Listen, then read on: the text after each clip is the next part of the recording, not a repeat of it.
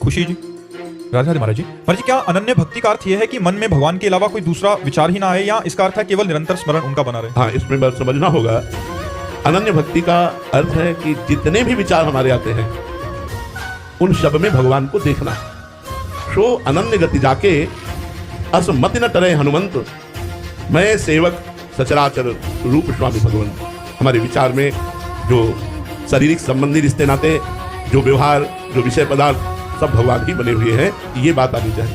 केवल भगवान ही ये अंतिम परिणति है, ये अंतिम अनन्यता की परिणति है कि अब कोई वृत्ति ही नहीं उदय होती, अब कोई विचार ही उदय नहीं होता, केवल श्री भगवान विराजमान है। पर इस स्थिति तक पहुंचने के लिए हमारे अंदर जितने विचार आवे, जितनी वृत्तियां आवे, उन सबको भगवत भाव में करना है।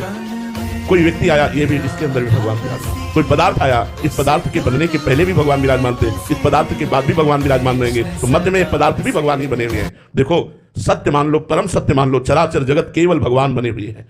तो हमारे विचार में जो जो भी आवे वो सब श्री भगवान है, ऐसा भाव करना। अनन्य सो अनन्य गति जाके असमति न टरे हनुमंत, मैं सेवक सचराचर रूप स्वामी भगवंत। मेरे भगवान ही चर अचर जड़ चेतन सब रूप वही धारण किए हुए हैं। सच्ची मानिए, उनके सिवा कुछ नहीं है। यही अनुभव होना अनन्य भक्ति का स्वरूप है।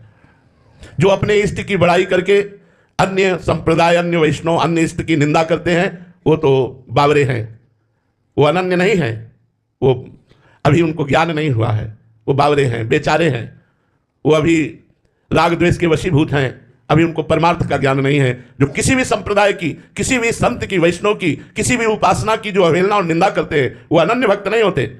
सो अनन्य गति जाके असमति न टरे हनुमंत, मैं सेवक सचराचर रूप स्वामी भगवंत। चर अचर सब मेरे भगवान के स्वरूप हैं। ये अनन्यता है।